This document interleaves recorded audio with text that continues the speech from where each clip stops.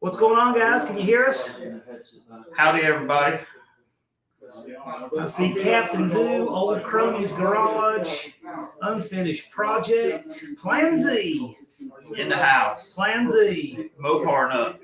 Can y'all hear us? Just let me know. We are live here from David Vizard's Performance in Studio in Mount Holly, North Carolina. That's right. I didn't even know where we'd be doing this stream from. I knew I was going to have Andy on here, and I thought, well, you know, worst case, we've got hotel Wi-Fi, but it's even better. I decided to take it up another notch. Yeah, Andy upgraded us a little bit. We're going to do it at David's house. Yeah. So tell them what you're doing here. Well, so if you guys can hear in the other room over here, we just wrapped up day 2 of David Vizard's Performance Seminar. If you're serious about building a better engine than just an assembled engine, this is the place to be, because he tells you how to take it to that next level. He's what separates the engine from the true engine building craftsman. Absolutely. And it's been fascinating. I've learned all kinds of interesting things. It's been really good stuff. We got students here. We got Scott, the Harley builder from New Jersey, who didn't want to be recognized, but too bad. Yeah, see? Yeah, see, there you come. Yeah. We've got all kinds of people over there. They're talking gear about stuff. Everything's based on data. That's right. Yeah. That's right. And we got all kinds of different students here, all kinds of different projects. Ford guys, Chevy, Mopar, Harley guys, Suzuki guys are all represented here. Absolutely. Anything with an engine and a need to go fast, they're all here. And we got cool parts and stuff laying out. So what? Take a guess what this thing is? You know what? Mopar Nut 62 will know what this is eventually. Yeah. He'll know what this is. Absolutely. And no, Crony, it's not a bone. We did not kill something for it. Yeah. Hello, Kurt Zimmerman. Glad you're here. George Bonnie 90. Our Harley builders re-engineering the lights. Yeah. See, that's like something a motorcycle builder would do right there. Yeah. Those bikers, they're all He would re-engineer your lighting. See. But Unfinished Project needs to get to the first Unfinished Project. That guy right, he posts good content. You ever see his videos? Yeah. He's a smart guy and he doesn't say much. He really sells himself short. That guy just needs to put up more content. That's all absolutely. he needs to do. Mopar nuts. You like John's Yes. centerpiece there? Check it out. Yeah, Dave Vizard is here. Come sit with us. Hey, we got a guest coming in the house, y'all. Thanks for joining us. How about David you? really doesn't need an introduction, but I'll give him one. Where's the coffee and donuts? I think they're gone. That's Well, Martin's the department. cookies. I'm just visiting. This is the show for these two guys, right? They don't need me to hang around. They will be entertaining by themselves. Well, I'll tell you what, we've been learning a lot from him the past couple of days, and we're here at his studios. This is a huge upgrade. They've been the best host you could possibly ask for. This has been great. Can I? But Yeah. I'm looking smaller there because I'm sitting behind these two guys. However, that said, they are two big guys, right? Yeah, we're not on the light side. So you guys haven't seen this on my channel yet. So you know the Soto Hemi, right? The one that got the tip from Tony and I bought from Hemi Stand. If you haven't seen that engine, you can go back and see it in my videos. This is new. This is the intake I got for it. I don't think you guys have seen that yet. So this is a new old stock Offenhauser dual quad intake, and it's built in the original style. It's a little better than factory intake, but it's a vintage part. You can see it's flat as a pancake. It's no tunnel ram, but it does have that vintage look. And can you tell us a little bit about what you were saying earlier, how we can make this a little bit better? I thought that was interesting. Well, no, because it's so bad now, we can make it a lot better. Right. Now, the first thing we have to do is address the fact that the base of the carburetor is too close to the floor here. And what that does is it acts like a dam. You can imagine, let's say you've got a carburetor down on a flow bench and you're blowing through it. You open the throttles and then you put a plate close to it, say 3 inches away. It cuts a lot of flow out of that carburetor. This isn't even 3 inches away from the base of the carburetor. I'm pretty sure from experience what will happen is if we put a carburetor on here that says 750 Holly, it will effectively reduce it to a 550, right? In doing so, it will also cut the signal to the booster. In doing that, it will make the fuel droplets bigger. In doing that, they'll be less likely to take the corner. In doing that, there will be more mixture problems and the burn will be worse, right? So there's domino effects here all the way. This is what I suggested to John, right? Put a 1 inch minimum spacer on there, preferably 1.5, 2. But we'll decide that on whether or not that, right? Then, and we'll bolt that on and be a permanent fixture. Then we will blend all these out here so that they make the turn into the runners more consistent. Plus, we've given it that extra height. Our 750s now may flow near the 750. You want to turn it over? Sure. Now, the ports don't match the heads, so we've got to put, and I'm guessing at the moment, this is the best guess between the three of us, right? We reckon we're going to have to put an adapter plate somewhere between about 3/4 of an inch and an inch here to be able to adapt this manifold to the head. Well, what that will allow us to do is, now this is a turbo type turn here, so we're going to go a little well in here, right? Now we can cut the port to match the adapter plate and the adapter plate to match the port in the head. So we can now blend that in with a nice radius there. So not only will we get the air into the plenum here, we will make this too short runner longer, right? Plus we will get much more airflow.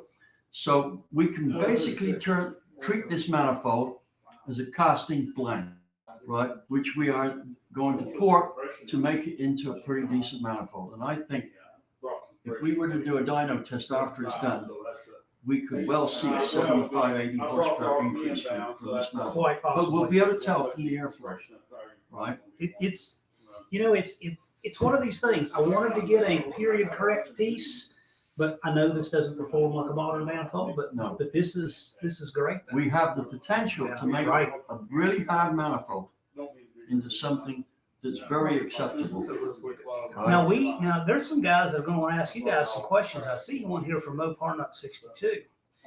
He wants to know what you think about the aluminum version for the 6-pack. He means the Chrysler 6-pack. Yeah, the 440s. 440 or 340, the aluminum those intakes. He's asking me? Yeah. Of course. I've never done one. Now, just a minute.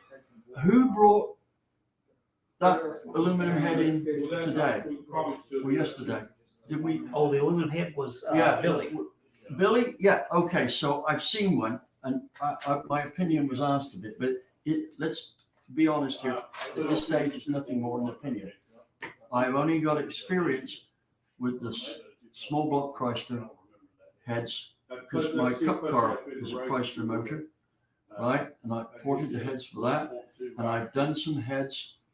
I think Dulcich and I did some heads years ago. Dulcich is a good porter. Yeah. Yeah, I taught him. He's a talented. Yeah, well, there you go. He learned his porting in my shop, right? Let me tell you about Steve. He's one heck of a guy, right? He is, not only is he a gentleman, he's great fun to be around. He's as honest as the day is long. He looks like that guy, that program on TV where they're always hunting UFOs, Scully and Mulders, right? Hey, he even sounds like him. The only thing is he's 5 inches taller than that guy, right? And he knows how to build a car from ground up. And any parts he can't get for it, he'll make them. Yeah. Right? Yeah, that's what I can tell you about Steve. And we worked together for something between 5 and 8 years, and I can't remember. And my friend, some of these guys may have heard of him, Roger Dr. Air Helgeson. The three of us together were the Three Musketeers. We used to get into so much trouble, usually with waitresses. But that was fun. And now I don't live in California anymore. I miss those days, right? I really miss not having Steve come around 3 or 4 times a week because if you want to allow some time. Well, he's going to be coming and staying. We discussed this a while back. He's going to be coming and staying here. I haven't seen him since the last engine master shootout at the University of Western Ohio, Lima. Yeah.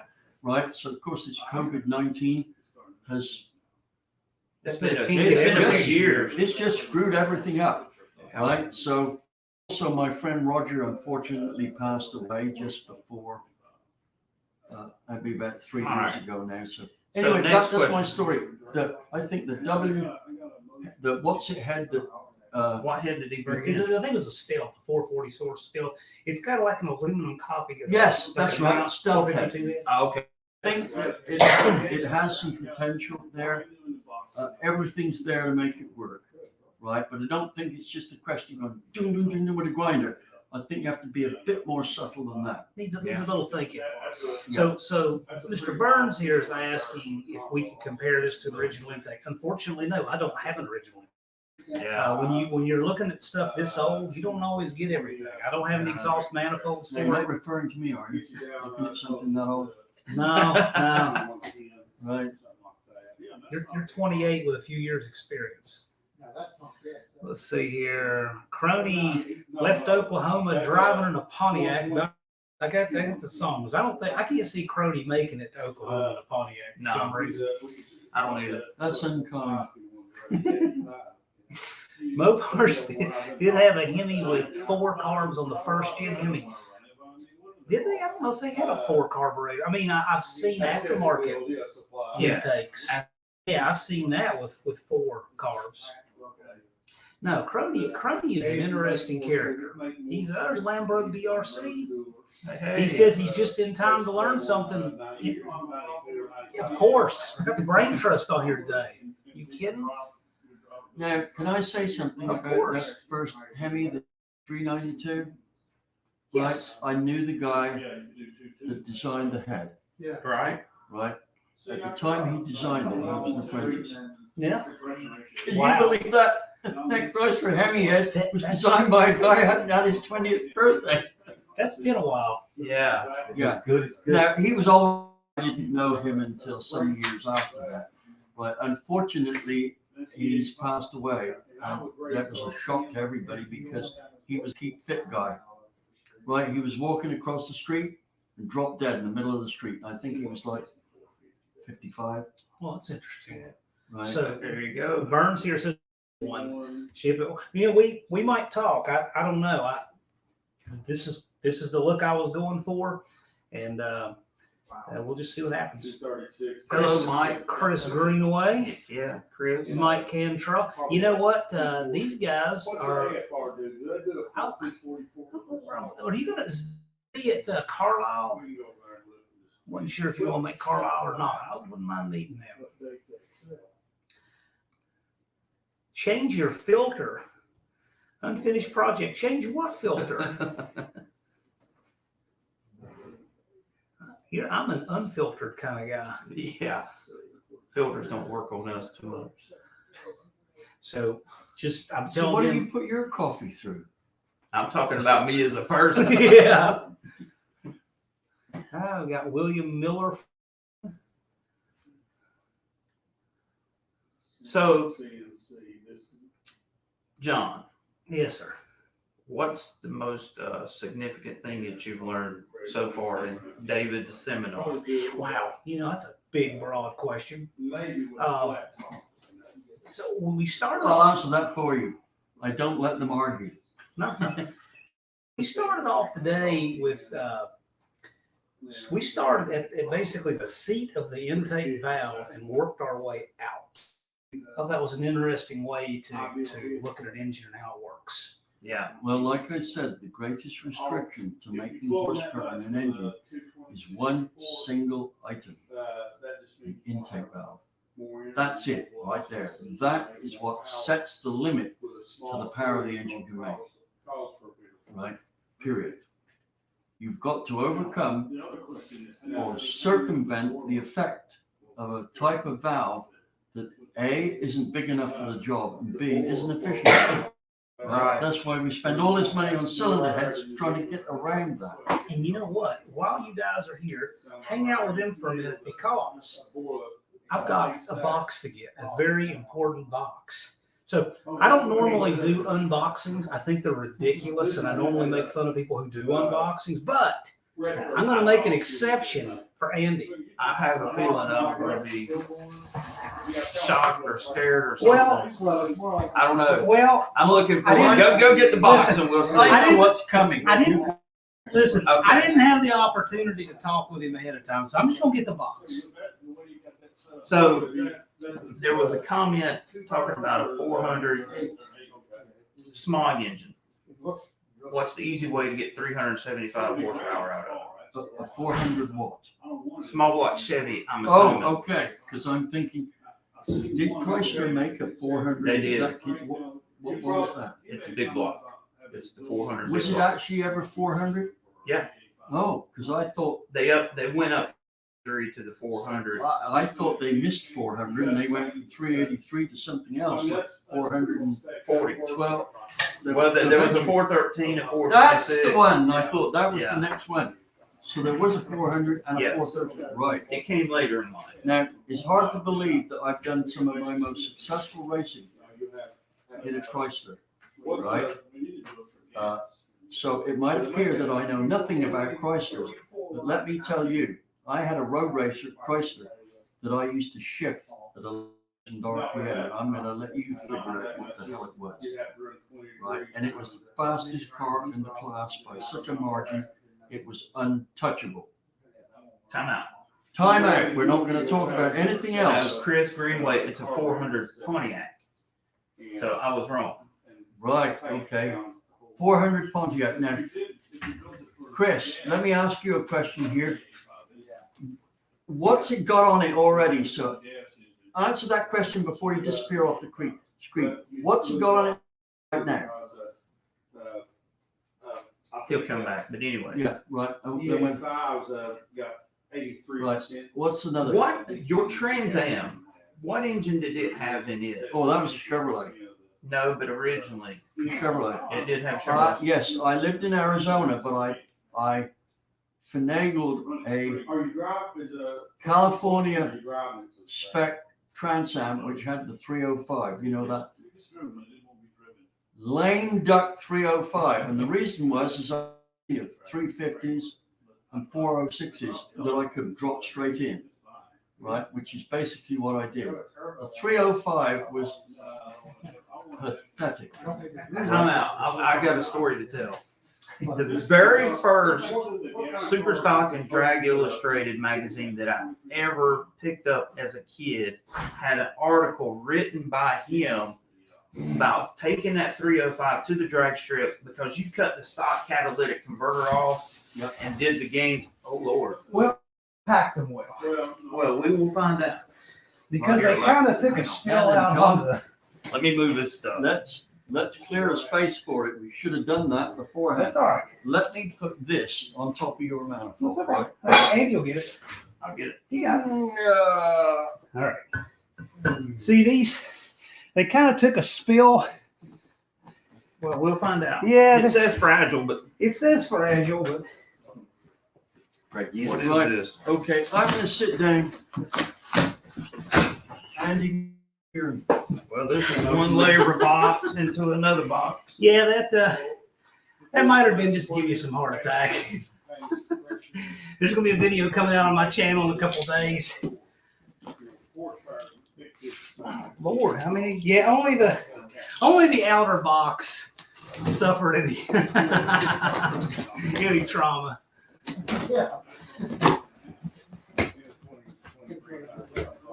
Yeah, those are beautiful valve covers, and I know they weren't cheap, so I had to give him a little. Say what they are. Well, he knows what they are. Oh, ooh. Everybody, I have been waiting for this moment for a year. You just don't know. Is that the valve covers? Look at For the that. hammerheads. Yes. Look at that. Don't they look just like? Boss 429 Yeah. valve cover. They're beautiful. Look at that. Yep. The camera really doesn't do them justice, guys. Powder or ceramic coated? It's powder coated. How did he look when he thought they fell out on the road? I didn't get to see it. Y'all don't probably saw Here's his the reaction. inside of it. Those are nice. And they won't Wow. leak either. Those are cast aluminum. Thank you so much for going to get these. Oh, for yeah, me, man. glad to. I really appreciate that. Glad to. For those of you who don't know, he had to go to Georgia to get these valve covers for me. So I was headed to just 30 minutes north of that shop the day before the seminar anyway. So it just worked out. And when I heard he needed to pick up for you, I'll be right there. that's gonna be nice. Especially with what's under them. Yeah, exactly. Uh-oh, Hey, there's Do the folks know what you're building with?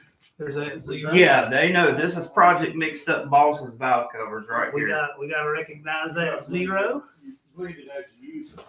Yeah, indeed. Wow, is a good way to describe those. 5 or 10 gallons every week. And I got another set of Yes, Crony, I said unboxing videos. You need to see the video I got coming out on my channel about this boxing. Man, that is awesome. Okay, Chris Greenaway's answered there. Oh, Chris, It's a bone stock Pontiac 77 formula. Matching. that's what he's working on. I don't know all the numbers for a Pontiac. I'm more akin to knowing what it is when I see the parts. But I do know that it's possible to port the heads, iron heads, and get a pretty good power increase from them. Also, most of the cams that you get sold for Pontiacs are wrong, right? You can get a good cam spec done on a computer program that I've written from Terry Walters at Walters Engines up in Roanoke, right? You fill out a form, put in the flow figures or valve sizes or whatever, all the details, and that goes through a cam program that crunches all the numbers, 20,000 computations, and spits out the cam that you need within 1 degree plus or minus accuracy. You will not find any of the cams that are recommended come anywhere close to that. And those people who tried this cam program with Pontiac say there's anything up to 70 horsepower difference between what they bought before and what they get now. Yeah. Right? So that's the other thing. Now, the Pontiac heads from Edelbrock, out of the box, they are okay. They're designed more to be a porter's head than a bolted on out of the box. Yeah. And there are guys out there, and I can think of a couple that might be. Charlie, down in Florida, at Charlie, I forgot his name. Charlie's last name? Saverio, right? And another one is Chad Spears, right? Either of those two guys can port these heads great, Yeah. right? And they're not too expensive. You'll, for every $1,000 you spend, you'll get $1,200 worth of work. We were robbed. What's We up were, with yeah, I was going to ask you, what do you think we were robbed about? You guys are getting tonight too. I mean, I thought Andy Wood, that was a wonderful guest. You guys are really, you're getting double your money for the stream you're not paying for. Isn't that awesome? Lunar Outlaw Garage, any suggestions for aluminum heads for a 331 Chrysler Firepower? Not No idea. Are they even any made? I don't know if anybody even makes a 391 in aluminum. I mean, maybe. I don't know. Lunar's just wondering if there's something he can get this intake attached to. Yeah. I'll try to keep it about 8,000. And that's right on the cutting edge. Mustangs are the only Ford car that non-people really like the best. Just Mustang in the first year. I wouldn't say that. I like a Ford Falcon. I think Falcon's pretty cool. My mom Yeah. wanted one of those, Yeah. right? Because she has this enormous right foot, right? I mean, even at 90 years old, she would get picked up for speeding. I love it when Vizard speaks, the other two speak. Why? Of course. Hey, my brother's in the house. Steve Wood, what's Oh up? my! These My better half. Wood. My better half. You guys have not lived until you've been on a road trip with Steve Wood. Oh yeah, so Living Outlaw hot heavy heads, yeah, 3,800 a piece. Well, okay, but what's it worth to you to whittle it out of your own refrigerator-sized piece and build it? Yeah. I mean, that's What are we talking about there? Yeah, he said. Aluminum 331 heavy head. Oh, Yeah. right. Well, this wasn't cheap because it's unobtainium. This was No, new it's stock. It's a paperweight. No, that's a city. Works real good. for that. Expensive paperweight. He wouldn't mind a Thunderbolt or a Falcon. I'll tell you, if I was gonna to build a Ford, it'd be like a 4-door Fairmont. Yeah. I just think those are cool cars. Andy and I have got sort of on a project that we're doing jointly with the Crown Victoria, Yeah. right? I did not realize that the suspension on them had so much potential to do a good job. So Andy's motor's got too many miles on it. So what we are doing is, before it completely claps out, we are building a 5-liter mod motor with the trick flow, twisted. Yes. Twisted. This is not. Guys, you will be seeing this coming up on my channel down the road and on David's, because what's going to happen is we're going to be intertwined as David is getting ready to start the port work, trick flow 4.62 valve heads, and we're going to take a basic stock Crown Vic, see how fast we can make it go, and we're going to go through each step of the way, because I've been down this road many times with a mod motor, but I want to do it for you guys to show that you don't have to ante up with the money to do a coyote swap. You can actually make that 2-valve 4.6 run fairly You good. can make with that trick flow head, which is the guy that designed that did Brilliant. awesome job. Yeah, awesome. Right? What did we get for a bolt-on on a 4.6? About 70 horsepower over a ported stock head. See, ported. Now, on a 4.6 motor, 70 horsepower, is Yeah. that good or what? Now, that was an out-of-the-box deal, wasn't Yeah. it? Now, I made we 425 float- wheel horsepower with out of the box heads on a 2-valve. Yeah, right. And that's not nitrous, that's That's on the just motor, naturally aspirated. right? So the thing is this trick flow mod motor head, 2-valve, So they've eliminated some of their. it'll out-torque your typical 4-valve, Yeah. right? It won't make the top-end horsepower, but okay. We're not building a race car here. What we're trying to build is a sports limousine. If we can make this motor make 420 and get, say, I don't know, about 420 foot-pounds of torque, it will be very nice to drive around. Oh, town, yeah. Right? It is not going to fall far behind a Corvette when it leaves the line.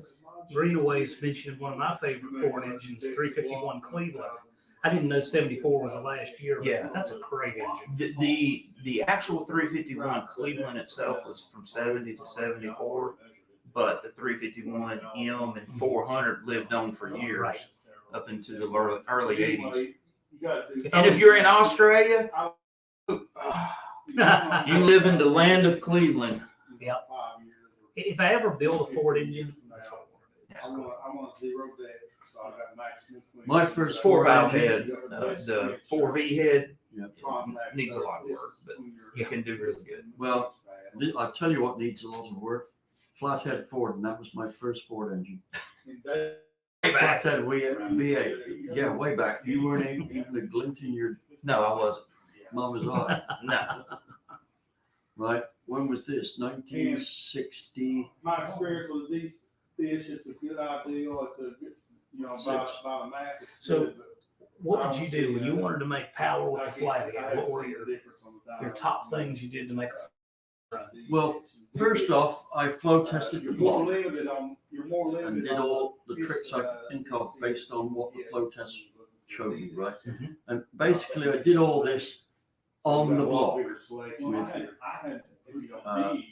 First off, I started with the cylinder head spaced up so that I could see that wasn't a restriction. Right. Right, did all the pour, the top of the cylinder, and making sure I wasn't in the ring groove or the ring area, etc., etc. Then at that point, I started lowering the cylinder head down to see at what point it started to cause a problem with flow, and at what point I needed to consider the compression I was getting. So it was a long-winded, probably spent about 8 months building this engine, and I took it to the dyno, right, and it made 225 horsepower. Wow. And I was so upset with that because Which is more than 225 double stock. that was only 45 horsepower per liter, And right? then he realized how good it was when he figured it out. Mine were making 80 horsepower per liter, right? But unfortunately, they were only 850 and 1000 cc. But anyway, that engine went into a K3 MG. Hey, Harry, Yeah, we got someone here from Australia. what about that pump gas big block Chevy? David knows about that. Where Big block Chevy, Ben most. He's got that in the Camaro, I believe. Yeah, you can see up there which head he would recommend. It was a, There we go. yeah. There we go. Mr. Vizard, which head would you recommend for a 7,000 RPM big block Chevy on pump gas? He's wanting 750 horsepower out of 509 cubic inches. Oh yeah, That's easy. first thing you need to do is buy my big block boat, right? And I don't say that lightly. Money well spent. There is stuff in that big block book that you would be hard pressed to find a pro engine builder that could tell you it, right? So that's the first thing. Secondly, you need to read the cam section very carefully because most people who build big get the cam completely wrong, and it will not work for you to call up the cam rider because they will tell you the wrong one as well, right? That's notorious. I did a project for GM a few years back, and they wanted to update the 572, and they had. This is a 572 street motor. Let me ask you this. What? What head, if you were doing something out of the box? He needs the right cam for probably a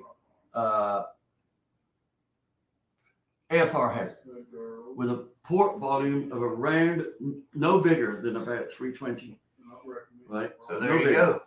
right? But let me give you an idea here. We did some years ago, 09, right? Yeah. And the street ran on pump gas, and it made, I think it was 807 horsepower, but it made 1.45 foot-pounds per cube. You know what? Start comparing that with other big blocks and see, you'll find there has to be a pretty good race one. This was a street one, right? Ran on pump gas. So what else we got? Dreadhead Hayden here, just give it out. Just What's Mopar, up? Joe and I built a 318 for him recently, and that's going in his 72 Dart. Good night, Crony. Burns says to get his books, money well spent. It is some interesting stuff. This class is extremely technical and it's wonderful. Crony's out. Have a good evening. We want to get the administrator in here too. It makes this circus work. Come on over. Come on over. This is my partner in. I get into trouble and he fixes it.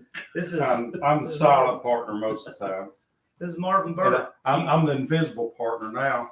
Right, let me move over Well, here, so you can squeeze in. You guys Get a want to chair. come take a class here? This is who you're going to be dealing with. He's the gatekeeper. Right. He makes sure that everybody behaves. Now, we've got quite a full house here. We've got a couple of students out here. They don't want to go home. Well, My I- apologies. I had no idea he's live. I was over there Yeah. jabbering away. no, Oh, you're this fine. this is a studio and a classroom and thing. Yeah. Yeah. This is great. This is the studio here that Marvin has largely been responsible for. if he didn't build it, he directed how it was supposed to be built. And basically what we've got is a studio that will take quality video as good as any $500,000 studio. It's We don't fantastic. have Yeah. $500,000 in this, and that's Yeah. well done. Oh, yeah. Yeah, we've got, I'm hoping both these guys will come over here and start taking advantage of it too. Yes. we've I got, really enjoy Andy, their company. Camera, Andy, what do you good think sound. of our new studio? Oh, yeah. this is great. You like it? This is a huge upgrade over what I normally do. Right. Yeah. And here. And this, when I say it's a studio, actually, I should say it's an engine building studio, right? You can see I'm working on engines here. Just out of the screen there, that's another corner there for another build. So we can have 2 engines being built in here and move the video. All this is on a movable trolley with the lighting. You can't see all this. This is all background stuff. All we have to do is twist it like that. And this guy is now the focus of Right. attention, right? We can alter the color of these lights, the temperature and all that. Colored lights up in the ceiling if we want to illuminate an engine and make it look like out of this world space age. And here we are, we're sitting here. We've even got room for coffee and donuts, haven't we? Yeah. Where are they? They're on top of the refrigerator. We've had a great time here. Class has been the full day. It's a full day of learning. It's interactive. I really recommend this. It's definitely a higher level. People who are content to assemble engines and just go through the catalog and get part numbers and bolt stuff together, and they're okay with an engine that makes very mediocre power. Those Okay with being mediocre. Right. They have no business being here. this is Right. not the place. If you want your engine to really realize its potential, I mean, when your truck comes up, people always comment on how you're getting more power than you should for what you're using. Right. That's always the comment. And I said Right. the difference is it's all the little things that Andy does, and this is where you come to learn that kind of stuff. Yeah, it's hanging out with this guy here for nearly, over 15 years Yeah. and applying those Like tips. I said earlier on, Yeah. it's gone by so fast, I can't believe it wasn't yesterday that I Yeah. met Andy, right? Now, I got to say he don't like his head blowed up. But listen, I've helped put on probably 100 of these productions right here. Not the video, but the seminars. And every time I've come, I'm still learning something new every time. You know, Every time. they just light bulbs go off in my head of something I've heard 100 times, and I put 2 and 2 together and it fits. When he explains it again. So, we average we try to limit to 10 or 12 students. To keep the one-on-one time up for the guys. It's hard to give this one-on-one deal. It's hard to give a one-on-one treatment to more than about 12 Yeah. students. And trying to actually, even if you got all the help in the world, trying to actually handle 100 students where you're not giving one-on-one, it's very difficult to give them the attention that they pay for to come. So when I do a university deal, I try to limit the students to 100. Right? But that doesn't always work. Like the biggest lecture I did was at Silverstone, and they only announced it in the morning, and I had 5,000 plus people turn up. When I first started hanging around David 15 years ago, It's I one of the luckiest guys in the United States lives next door to him. Yeah. So I came around his shop and I didn't talk or hardly do anything. I would listen to what he had to say. And what I had to do is change my preconceived notions of what I thought was correct. And I actually learned how to do things the right way. Because as coming up, you hear people say, well, you should do this or you should do that. But when you actually get to meet someone such as David here, that you can take what he is saying and he's quantified it and it's been proven on a dyno, it makes it a lot more real. And so you get to experience that. And so like it even up my level of testing, because up until I met David, I've been doing a lot of mod motor work and dyno testing, but nothing like what the comparison was there. But it made me look at things in a different aspect, and that's what this seminar is about. It's about getting outside of the box of what the world typically wants you to think about engines, and it makes you, and when you really sinks in, wouldn't you say that it's a lot more simple than what it is as far as the basics? Because a lot of people get so hung up on things instead of actually seeing it for what it actually is. You're right. And Smokey Unick had an expression here. He said, it's what you don't know that gets you into trouble. It's what you think you know that isn't so that gets you into trouble. And I thought, wow, Smokey, brilliant. But I mean, that's the way the guy was. Smokey was one of my heroes. And even today, I kick myself because I had the opportunity of spending a lot more time with him than I did.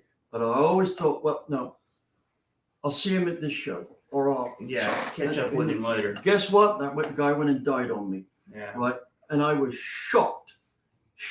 I thought he was here forever. He seemed like such a fitment of hot rodding that he was going to be here forever.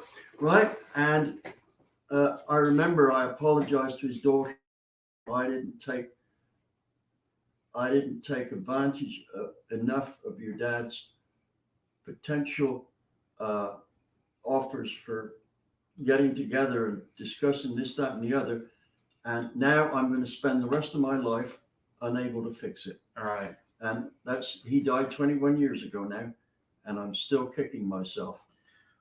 Word for word, when I first met you, that's one of the statements you made that really impressed me. Kind of, I didn't really get clued into the relevance of who you are and what's, your contacts and what you know. But when you said that of all my regrets in life, the greatest regret you had, you said, was I wish I could have spent more time when I had the opportunity and blew it. Yeah. You was hanging out in the garage and you just didn't see the importance of him. Now you look back 30 years later and you see, how important that guy was and the history that you just walked away from, you didn't know was there at the time. Yes. And I can tell you that my experience of Smokey is that he was much softer character in real life amongst people he was comfortable with than he was in front of a NASCAR board of tech guys, right? He was tough as shoe leather around them. Yeah. Yes, right. But the reality was, as a parent and as a guy that you were just going to deal with on a one-to-one basis, he was a smooth, considerate, smart guy. Yeah. Right. And that's how I remember it. That's all I want to remember. Some questions about the school here. Unfinished project. He's a regular on our channel. Yeah. He says, what's the cost? What You is can't the afford cost? it. Cost of the seminar. If you got to ask, it's not. Well, but I'll tell you what, but we'll put it in context. That was a sarcasm. Right. Well, no, it's actually true. So what is the cost? I don't even remember. What's the cost of the seminar? $625 this year. Running right now? Okay. And it's a 3-day seminar. It's always on Fridays, Saturdays, and Sundays. That way the working man can actually come. That's it's just the time investment seminar. It's a good price per student, but it will be so easy to waste 5 times that much on the wrong parts and the wrong efforts in building a good engine. Yeah. There's no way that's not a good deal. If they're not satisfied, and this is a guarantee I give everybody, if you're not satisfied, you can't walk out of here with more horsepower, I'll pay your money back. No questions asked. Right? Of course, you will probably be lying, but nonetheless, I will pay you back. And let me tell you something, right? Can I do a bit of bragging? Yeah. I'm good at that, Just make sure you do tell them the camshaft bit, though. Well, I'll let Betty here start that. I think When I do my university lectures, at the end of the lecture, the attendees have to fill out a form to rate my performance. And one of the important questions is, would they recommend my seminar to somebody else. And with over 3,000 people since the turn of the decade, I have scored an approval rating of 99.9%. That's amazing. Out of all of those people, only one person has said, no, I wouldn't recommend it. Now, wait a minute. Do you know why he wouldn't recommend it? I called him up and asked him, what did I do wrong? He says, oh, nothing. I don't want everybody else to learn this. Yeah. Right? So in there, and that was, so if I rule out that one university there, I am the top scoring in what, 8 or 9 universities in the world. Right? So we're not talking about somebody who's kind of okay at delivering this. We're talking about somebody at the moment who's never beaten on a score. No, Right? Now, let me say something else. Those people who read my books, right? Believe it or not, and I'm sure you do, I don't write those books to be second. Every time I write a book, whatever other books out there that is of a similar subject, mine outsell it, period. Why? Because I don't want to be second. When I go racing, there's no way I'm going to tolerate being second, right?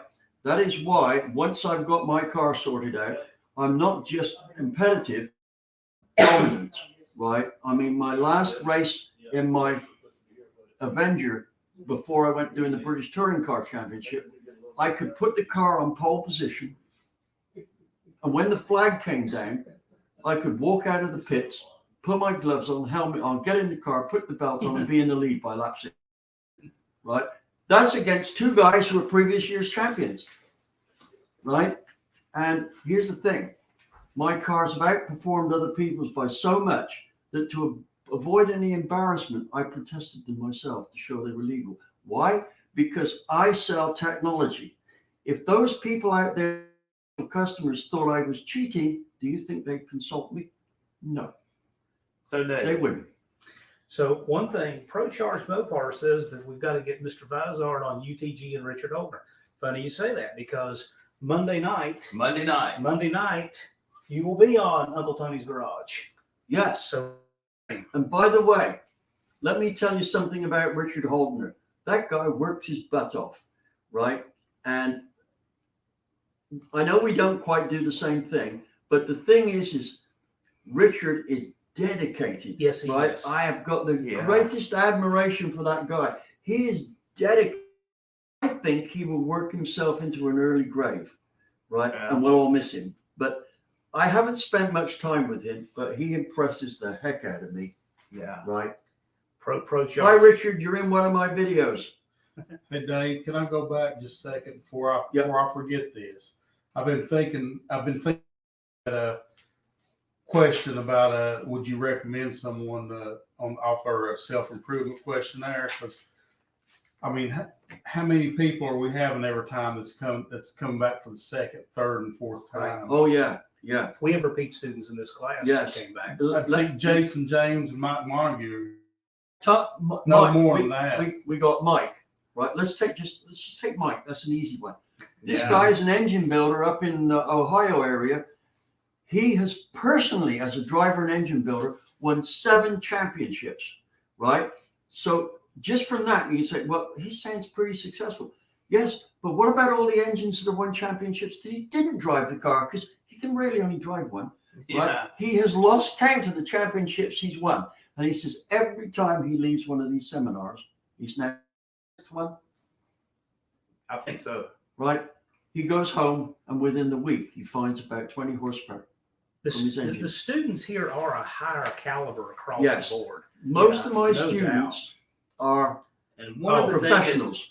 things that's not being talked about, the question now is $625. That's cheap, but there's also the added of what you're getting as far as the seminar plus the programs Oh, involved. that's a big deal. The Torque Master, the intake options. Oh yeah, we forgot to say that. Yeah, They're going that to get is huge. They're going to get a $500 to $250 computer program, which they cannot get anywhere else, free. Yeah. For $625 plus 3 days of my time. What's it? No, They're no, not free no more. No, okay, it's not, folks. It's not free anymore. What? How much Too is it? much overhead. We're selling them as a package this year for $50 for each one of the students. That's 50 both. bucks for this That's software. what we get. So they off got that. 90% discount. It's about $550. is what So we're that selling changes. for So on the point the is, website. the point is though, what you should be hearing is, think of how much money that all of us have wasted on parts that didn't work. When you would have gotten the right parts to start with this software is amazing. I think I'm pretty sure you got a video demoing this software. I saw it. Yeah. There, on my It's worth website, watching. there is a demonstration of the IOP program. That is, what's that stand for?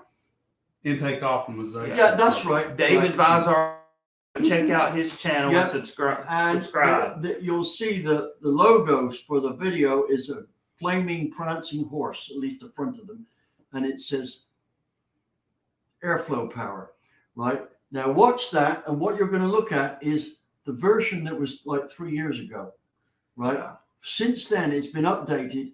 This flow bench program not only tells you things that you cannot get information from anywhere else, I don't care which, but it's user friendly. A 15-year-old kid can use it, and it will tell you stuff that pro stock guys don't know about their cylinder heads. Am I right? Oh yeah, yeah, Right? And them videos for are real. that's on the agenda to update that Yeah, in the real it's near on- future on the- because there's yeah. so many features been added to that since we've done that It, demonstration video. unlike other programs, it will also indicate to you what your next step is Right. in the modification cylinder head. All the other programs tell you where to go from there. That's up to you. You have to guess. You right away say, "Whoops, screwed that up." If you follow the steps of this program, the chances of you screwing up a head is, well, I guess you could be stupid, right? But here's the point: the chances of you making the head go, if your head follows what the instructions say, and it produces the results in the last graph, it is guaranteed to make horsepower, so there's nothing else changing. So those people who said, well, it worked on the flow bench, we took it to the dyno and it didn't work, they need that program really bad because it avoids that. Captain Do says you look like Paul McCartney with whiter hair. I'd take that. Yeah. No. Paul McCartney smiles a lot more than me because he's got like 800 million in the bank. I guess I would have had more money if I hadn't wasted it all on race cars. Right? You know why I drive race cars? Because I couldn't afford my own airplane. Spent on race cars. I could be going around in a Learjet now. Yeah. But I don't know if I'd have as much fun. So Right. Ernesto is asking if you've ever thought about doing online seminars, like, having students over Zoom or something to do lectures. I've been bugging him about that, but the online videos we do, we put an awful lot of information out there right now. But Really? it's, Yeah. it's just finding the physical time to do all the stuff that we do right here. It's almost impossible. Yeah.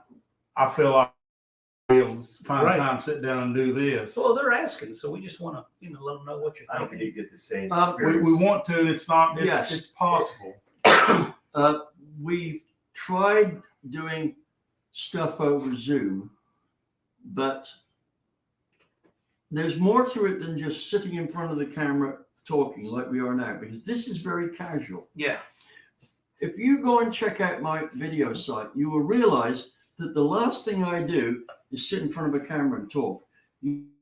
Flow bench testing, you will see me showing graphs. You will see me doing this. You will see me doing that. It's when you see Richard on the videos and he's sitting in his kitchen, that's because he's not doing it there. He's done it all on the dyno and on the flow bench and everything beforehand, right? Somewhere else, right? And now he's gone home and he's putting it together, and he's talk about this in short bursts and then show results, right? When I do my stuff, I'm doing the talking and showing results, but I'm doing it at the same time, right? I will airflow that head, show you the last bit of the head being airflowed, turn around, set the camera up and say, okay, guys, you've just seen me airflow the head, right? And I've input the data. So we kind of have the same, but he goes off to a shop and does his because it's mostly on a dyno. And I owned a dyno most of my life, but I live in a very quiet cul-de-sac here. I've got 1,500 square foot workshop. I have a racer, 2 racers live that way. The guy this way used to be a racer, but unfortunately he's in hospital now. We don't know if he's going to make it. So they don't mind the noise. But running a horsepower cup car engine in this cul-de-sac is definitely not on. That is out. I have to either go into Charlotte or I have to go to Roanoke to do my dyno testing. And let me tell you, the last 4 years, I've had so many physical medical issues that it's kept me at home, right? And I got to say, these guys here help me out no end, right? John, remember what I said the other day? You know, he's got more energy than you and Andy put together. He just keeps going. He's just overwhelmed with motivation and enthusiasm to all about, you know, the racing industry and bringing stuff. I guess it's more about sharing your knowledge with everybody else is probably your biggest motivation. 62 wants us to make this a regular thing. If I'm going to make it a regular thing, I'd love to come back and do another live with you guys sometime. This has been a lot of fun. I've enjoyed it. As long as you promise to bring more coffee and donuts, right? Your videos are like candy. Well, okay. But we don't have a candy van. That's the main thing. Yeah. Chris here, he's 21 with a project car and he hopes to someday do body work or motor work. Why can't you do work right now? It's a journey. That's right. You got the whole rest of your life to get better and better at it, but start today. Look, where's picture Jackie? Right there. Can y'all see that? Yeah, you can see want to that. grab it? They can see that right there. Yeah. No, I'm gonna. Right. Can you see that? That's my daughter, 16 years old. See the engine she's leaning across? 100% dynoed on Doug Herbert's dyno. 398 foot-pounds of torque is 306 Ford, 447 horsepower. Totally street drivable. Vacuum carburetor, vacuum advance on the distributor, 87 octane fuel. Use it as a shopping motor and in a Mustang, turn a high 12 on the quarter mile. Stick shift one, not an automatic. So you're 21. I was going to say, I was running a race car for 2 years at 21 that my brother and I built. So that's not. Dig in and go for it, man. You need to come to our seminar and I will teach you what you need to know technically to build an engine. Greenway is he's a curious cat kind of guy. He has a lot of questions. Right. That's a good thing. And this is the kind of place to come and ask him. Yeah. You will learn a lot. And Chris, I teach at Automotive Technical College in Tennessee, and I've got half my class are in your age range, and they're enthusiastic and gung ho about doing exactly what you're talking about. But you know, they're doing something about it. They get scholarships to the state and everything that pays for them to go to school. You know, so there's a lot of things out there, and you need to, you know, just do a Google search and start exploring the avenues that you have available to you. You know, even if you don't, there's so much you can do on your own and Absolutely. and find a local mentor. And like what one of the students just said here, buying some of David's books and reading them thoroughly, you can get a basic grasp of what's going on before you even think about coming to one of these seminars, because you know it's going to dive in a lot deeper. So I highly suggest in getting those books and getting those.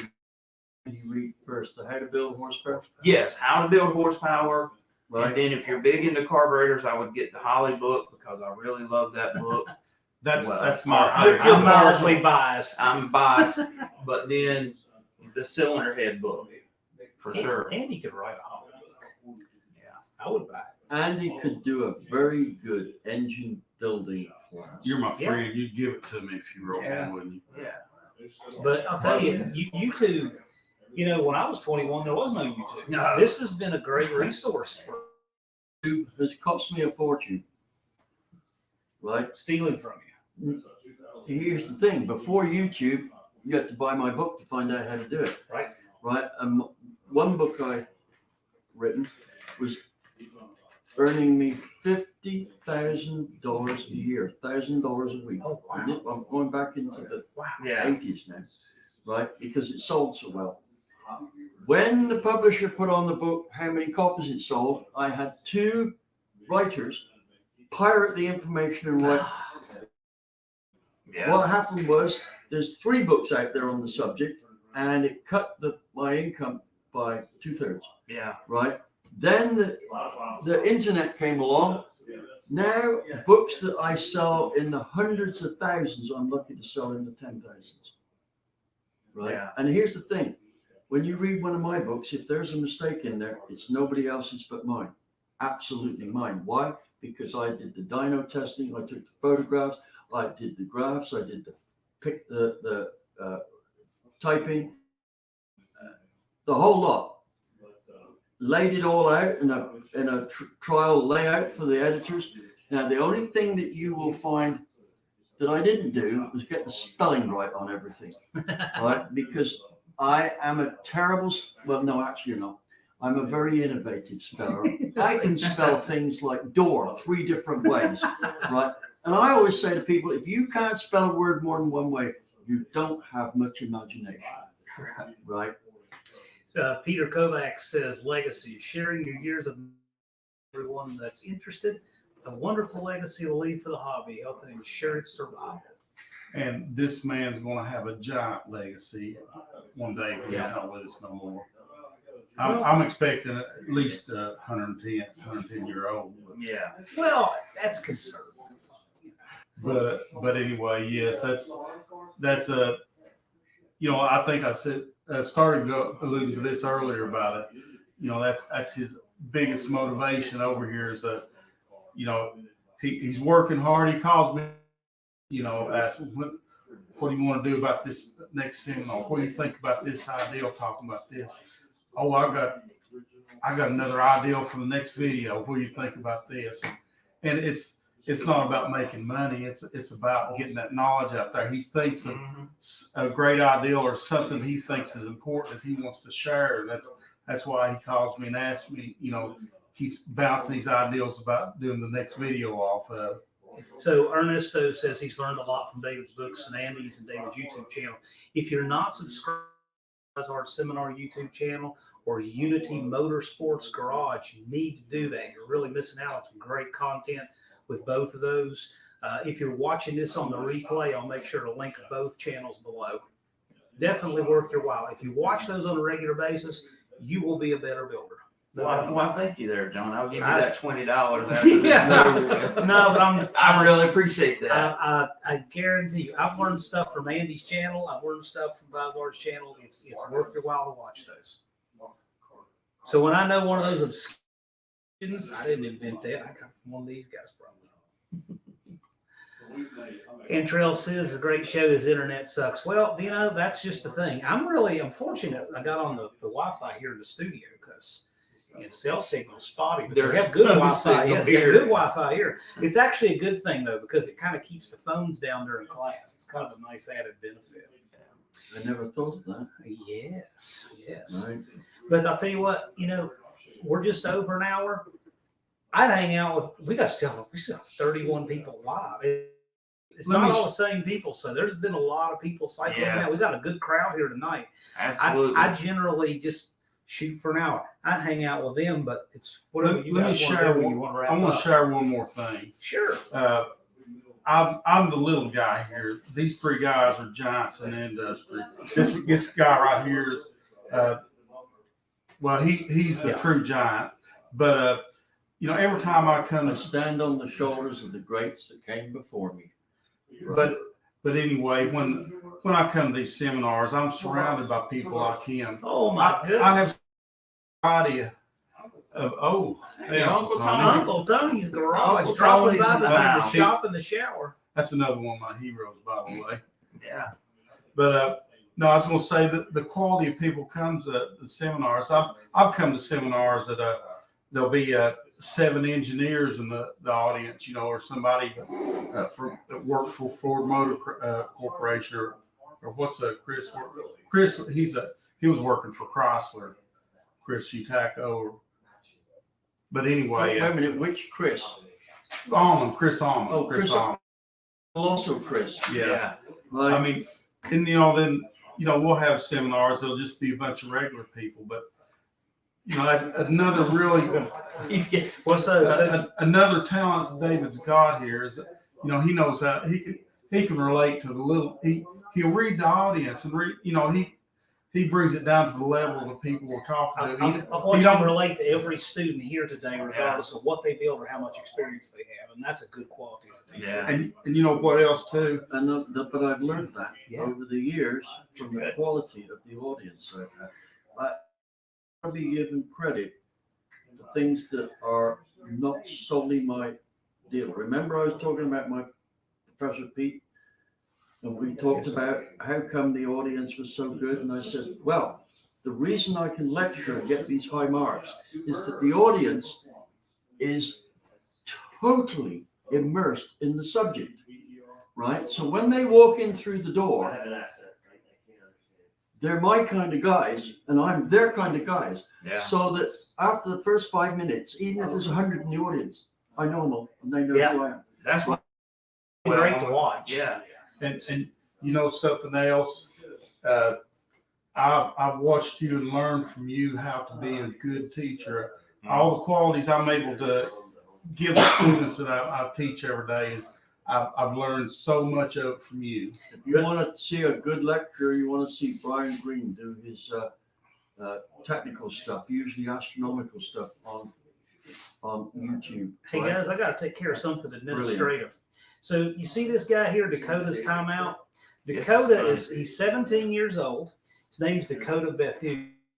However, he got a reputation for needing to be timed out so often that he started a channel called Dakota's Timeout. Yeah. And he's putting his builds and stuff on there. And then every single stream, you time him we out. time him out, just like that.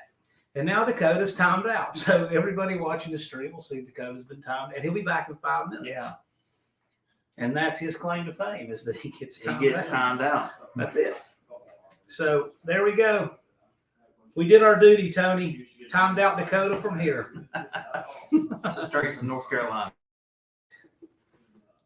Drop a big block in Dakota. Okay, that sounds pretty cool. Lunar Outlaw Garage. Chris Greenway, we know you're a hardworking guy.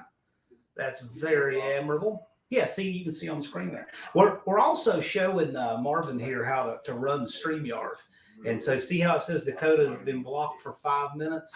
It's a temporary timeout. Yeah. He'll be back. Yeah. He'll be back. Look at what Tony said. Yeah, he does. Dakota's timeout. He's got his own door there in studio. It's Dakota's timeout corner. Yep, for real. See, look at this.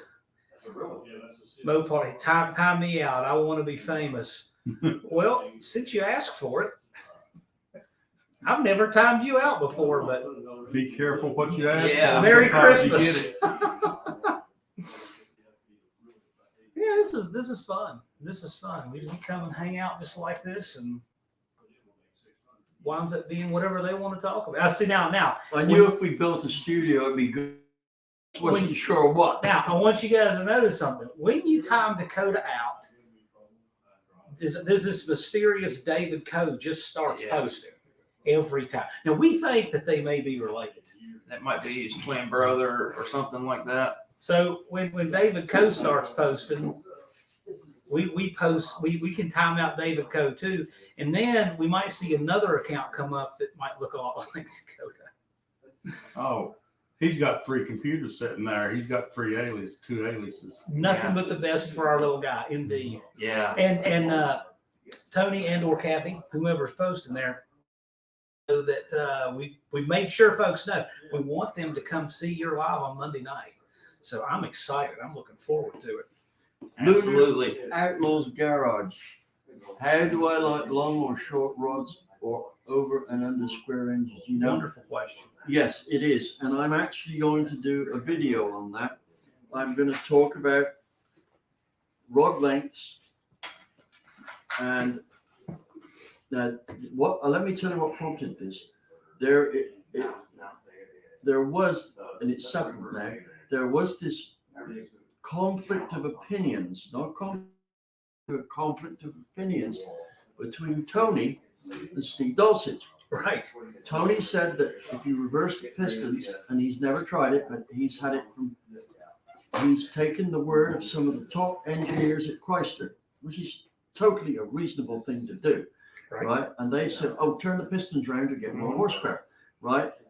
And by the same token, Steve had said, I guarantee if you turn the pistons round, you won't see even 2 horsepower. Well, now, let me make a comment there, because the bottom line is I think they're both right. Circumstances under which they are both right is what my video is about, right? So I can tell you that it's going to be worth watching, because unlike either of them, I've done extensive dyno testing on my race engines to find out if doing that worked, right? And that's the subject of the exercise. Also, That's going to be fascinating. I did a bunch of piston testing for the chief engineer at Seal Power, Cal de Bruin. I don't know if he's with us anymore because he's quite a bit older than me, but he was a great guy to work with. And I did a whole bunch of piston testing, turning pistons around. So the bottom line is I probably have a couple of hundred dyno tests under my belt to base my assumptions on. And that's what I'm going to talk about. Tony says he's turned the pistons around every single street engine he's ever built. Yep. Tony and I spoke about that the other day, right? It's going to be interesting. And I can't wait. And the thing is it probably worked.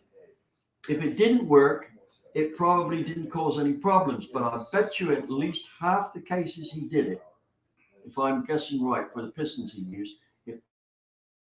But there are circumstances under which it doesn't work. There are 2 things I hear common Tony about. said that was Dulcich that you're really talking about, Steve Dulcich.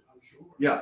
There's 2 common things I hear about this swap. One of them is obviously wrong. People think somehow flipping the piston or swapping the rod bank to bank will make the piston go higher in the bore, which that can't happen.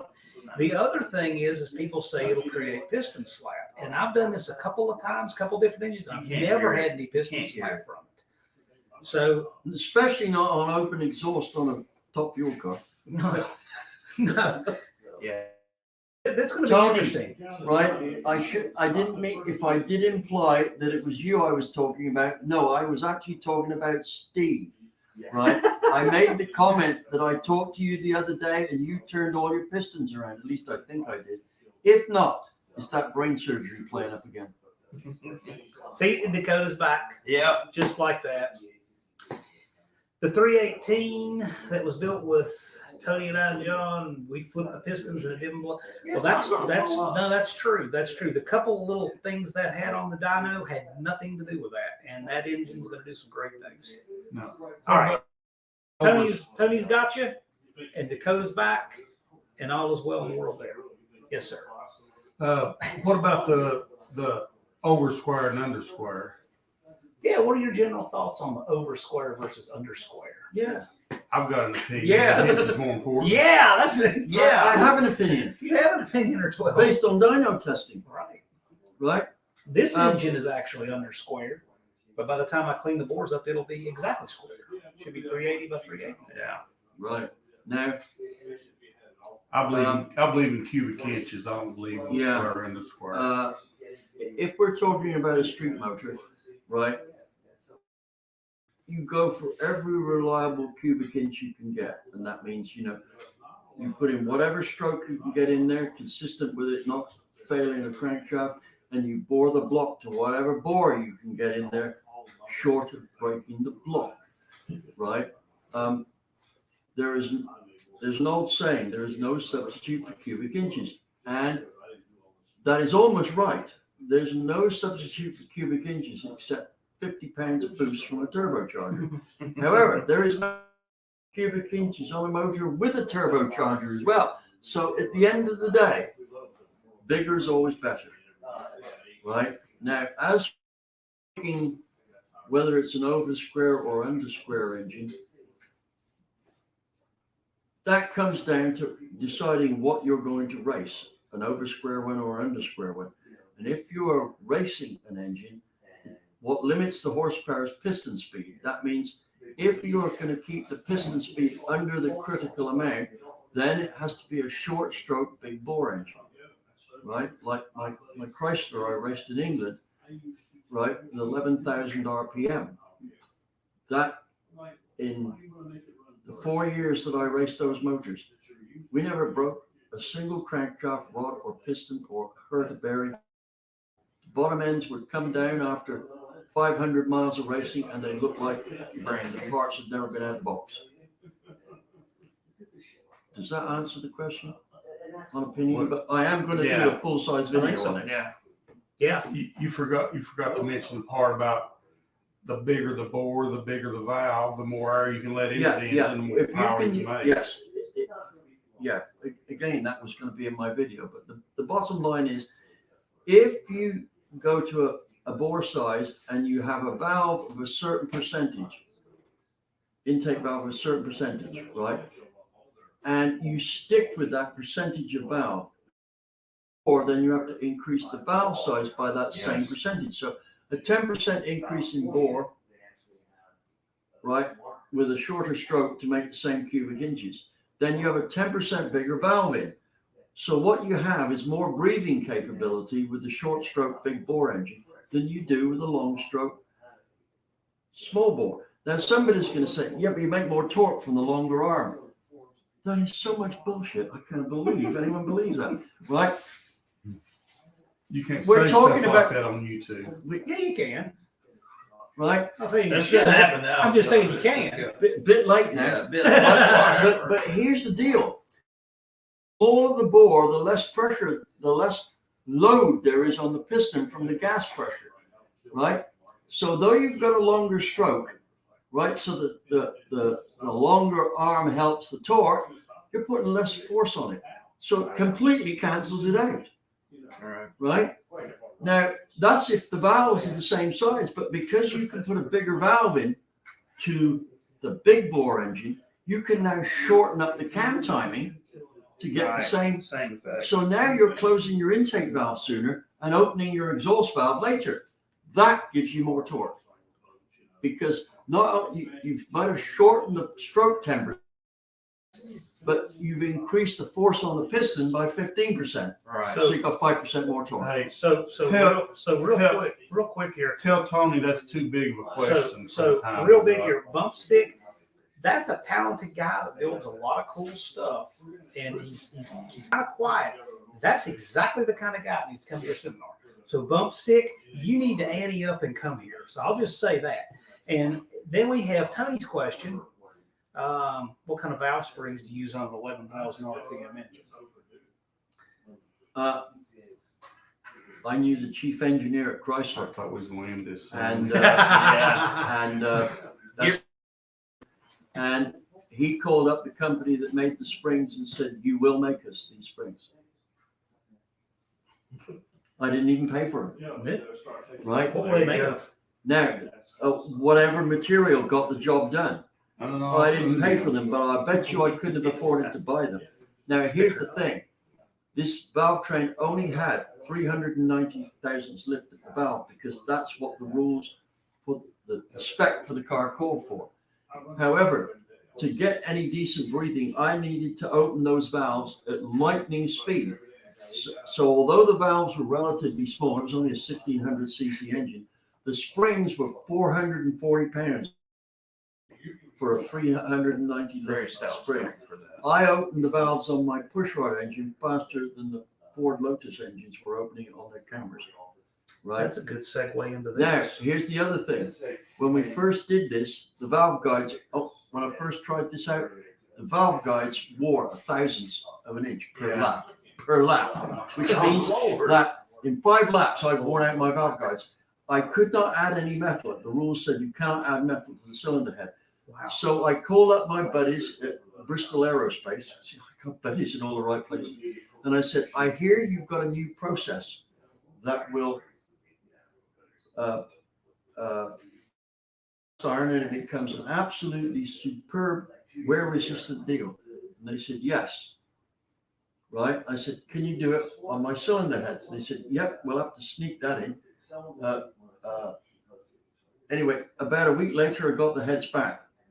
And they looked like they'd just been black oxided with gunmetal. Yeah. Right? And I called my guy up and I said, how much would that have cost? And we're talking 1974 here. Oh, what, about $10,000? Right? So I couldn't put guides in, which would cost me at the time like $2 a guide. But it was perfectly legal for me to get somebody to do 10,000. Now, if any other team wanted to do it, they wouldn't have got it. Yeah. Right? And the reason I got it done at Bristol Aircraft was these buddies were guys I was working on Concorde with. Right? It's like I had the flywheel bolts made up. Yeah. They were thread ground, made of unobtainium, and each bolt in money back then was about $500 each. And I still broke them because it wasn't strong enough. Right. Had to dial it anyway. Yeah. Mopar Nut 62 has a good question here. What does Mr. Vizard think of overhead cam versus overhead valve pushrod engines? Well, on the basis of which concept is better, definitely overhead cam, right? However, there comes a time when it may be better to have overhead valves because you may have an engine that is too tall otherwise with the cam, and it makes more than adequate horsepower with pushrod. We are very good at doing pushrods these days, right? My 11,000 RPM Chrysler was a pushrod engine. Now this will shock a lot of professional builders. Do you know what the clearance was that I used between the valve and the piston? Right? Intake or exhaust? Either of them. 11,000 RPM, never touched the valve on the piston. 50 thousandths. 16,000. 16 Right? thousandths. Now, do you know how I was able to do that? That's tight. We ran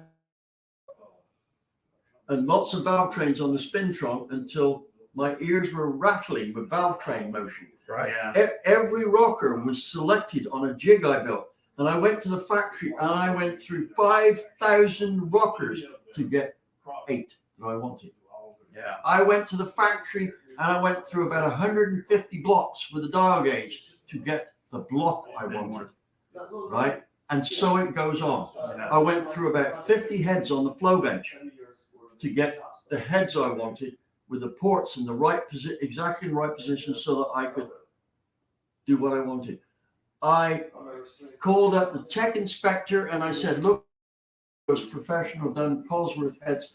Can I do my own? Right? And he said, yes. Now, the reason I wanted to do my own was I wanted the ports smaller. And he said to me, so long as the ports are less than the Cosworth ones or no bigger. Right? And I thought, thank God for that. I did my own cylinder heads and they were 11 horsepower up on the Cosworth How heads. did they measure the size? The ports. But I mean, did they do the volume or? No, did they say measured the gallons? ports. Oh, right okay. down. They had And you port had a- stages all the way down. Then you had a blank check, pretty much, No, for what you could do inside. I did all this in my 11 by 33 shop on the side of the house with my 2 guys after work. We worked from 5 o'clock about 2 o'clock every morning, right? When we got to the track, not the first race because we broke the flywheel, that's when we did it. The second race, we put the car on pole on an international race, and I raced against the best the engineers could do from Alfa Romeo, from British Leyland, from Ford Motor Company, BMW, Renault, all their top engineers. In fact, the 2-liter cars in the 2-liter class from BMW and Ford and a couple of other companies were slower than my 1600cc cars, right? And my most exciting race ever, I went from 28th place from breaking the car in to joint first place before the first corner at Brands Hatch in the supporting Prix. Yeah. The 2-pole front row cars with 2 Z28 Camaros. I got to the corner at the same time with them, even though I was 200 yards behind them on the grid.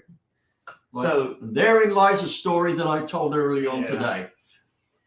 Tony here is talking about once you get to high RPM, the high stress and load valve trains in the V8, camshaft control becomes total voodoo in an overhead cam engine. I can attest to some of that because in doing a lot of mod motor, the timing chain systems are the Achilles heel of that motor. Yeah, like I went through growing pains where it would break the dowels for the timing chain guides. And once I got past that point of figuring out what was causing it, you know, the dynamics involved, I was able to go in and upgrade the bolts and make it all work. But, you know, I good relative thing about the overhead cam versus overhead valve. If you look at Ford now, you know, they, for the past 25 to 30 years, they've been overhead cam, you know, with the mod motor, the Yep. Coyote engine. But now they've got the Pushrod 7.3 liter Godzilla motor, which is an absolute beast. And I'm lucky I've got my hands on one. So you're probably going to be seeing something like that on my channel pretty soon. Yeah, it's a complete 445 cubic inch pushrod engine that makes a ton of power. So this is an interesting question. Mopar Black Knight here. Question for you. What's better for a street beast, 318, 340, or 360? Well, I don't know. Is it basically the same engine except they're a bigger bore, bigger stroke, or a So combination? the 340 has 130 thousandths more bore than the 318, and the 3 has was it 90 thousandths more bore, but it also has a little bit more stroke. It goes from 331 to Like I 358. said earlier, if you're building a street motor, there is no substitute for cubic inches, right? And I, in my Chevrolet, hopping up Chevrolet book, I said the worst thing you can do is rebuild the engine you've got. If you've got a 283 and say, well, I'm going to rebuild it. Why are you running a 283? Right? Yeah. You should be running a 406. Yeah. Why? Because it Something fit the same engine but bigger, right? I mean, I love 318s and 340s, but Oh, yeah. honestly, 360 will be my vote on that question. Yep. Yeah. I'm gonna vote for a 408. Sure. Yeah, we got another vote for 360 cubes. Now, this is kind of a convoluted question. Let's see what Lunar's asking here. He says it's amazing to think how much skill it takes to get a pushrod engine to that kind of RPM. Oh, no, it isn't. That wasn't our highest RPM one. Ground effect Ford Anglia in 1972. And this is how come I ended up driving for Chrysler, right? The Chrysler guy called up and he said, if you sell that damn Ford Anglia, I'll give you a car to race, right? And I thought, wait a minute, if I race the Ford Anglia, I got to pay for everything. Yeah, okay, Des. I'll jump on it. I'll think about that. Yeah, that's what I'll do. So Anyway, that engine, the red line was at 13.5, Yeah. right? 30,000 cc, and it was a big bore short stroke engine because at 13.5 we still weren't exceeding the safe limit of the connecting rods and pistons. Mitten Made Muscles talking about the Godzilla motor and with the pushrods for it. That looks like a great foundation to work from. I'm impressed with that. The oil pump is actually chain driven off of the front snout of the crank. The oil pump is in the rear of the engine, and it is a variable displacement. So that's something to keep in mind, but it is not an electric pump. So Tony has studied the camera for several months for what was it, M-Top? Is it Yeah, M-Top fuel? nostalgia top fuel. Nostalgia top fuel. Okay. There was really no happy way to set that engine up. I believe that. I could see that being really temperamental. I love the camera. I love the look of it. I love everything about it, but you have an RPM top end on a 7,000 RPM bottom end, and that's a recipe for disaster. End of story. Andy, correct me if I'm wrong, is that the current? No, that is the old 427 camera Ah, from the 60s. now, Yeah, I had a friend that a 427, few yeah. years ago had a brand new one in the box, had never been started. Yeah.